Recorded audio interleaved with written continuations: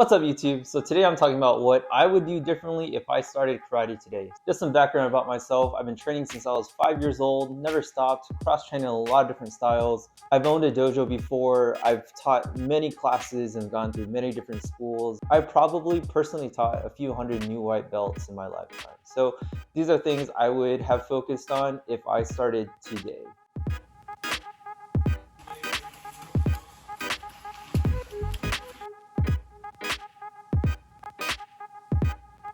And before I get started, I just want to say my expression of karate is about creating the most practical, combat effective karate possible. So I don't compete in kata competitions, I don't compete in point sparring competitions. I used to teach MMA classes, I still teach jiu-jitsu classes. I am on a journey to express karate in the most applicable way possible, in the most combative way possible. With that said, let's get into my list. The first thing, focus on my stances and my posture. And that's going to help me with my footwork and my weight shifting.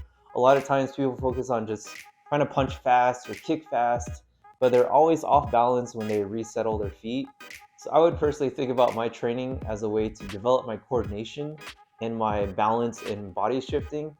From there, my strikes and everything like that and sparring and everything like that will start falling into place.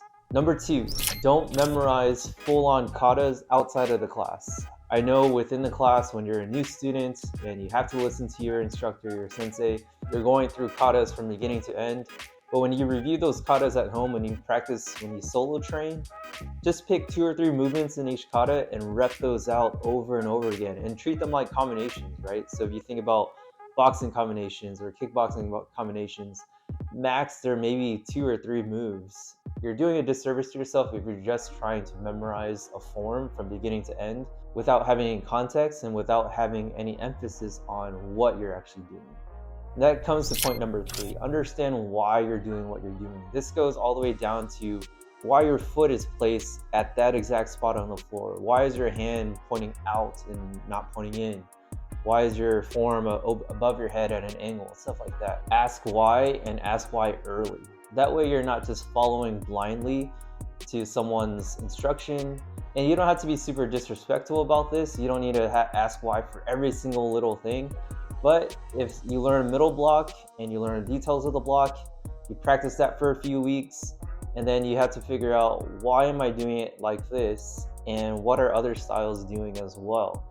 That way you can have an understanding of body mechanics, understanding of applications, really ingrained into your practice right off the bat. And number 4, compartmentalizing skill sets. The reason why I say that is it allows you to cross-train really early in your journey. I used to advise this a lot, where I tell somebody to focus on a style for a few years, get your foundation down, and then start branching out, looking around, look at different perspectives.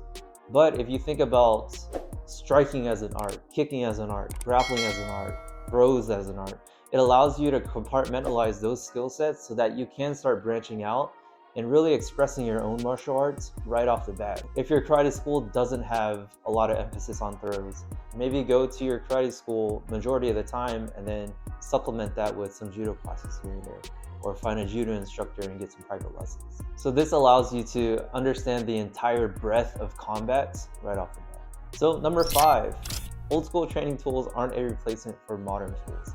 A Makiwara does not replace a heavy bag.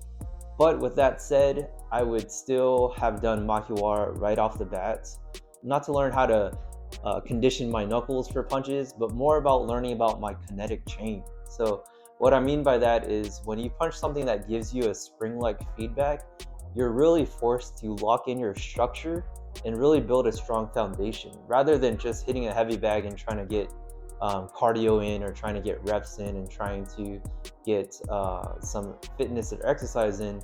A Makiwara really allows you to really focus on weaknesses in your joints and in your structure when you get bounced back from that type of tool. Number 6, exercise or weight lift for injury prevention. Again, this kind of relates to number 5. You always want to reinforce your kinetic chain, your structures. At the same time, you want to train for longevity. So as I mentioned earlier, I am training for pure combat, being as lethal as possible. And that means you are sparring pretty hard. And the more you work out to help strengthen your ligaments and your joints, the less likely those injuries will put you out for a long time. And it's because of this longevity mindset. You want to train like an old person with the body of a young person, right? So that means being very wise and selective with how you train, but also being smart with daily injury prevention, stretching, and keeping a healthy lifestyle. Finally, number 7, you can never not do enough Kihons or basics and stretching. So if you can't make it to class, don't just say, I'll make it next time. You can always stretch. You can always work on your basic punches, your basic blocks, your basic kicks. And I'd say if I were to do karate differently today, I would not use not going to class as an excuse to not train that day.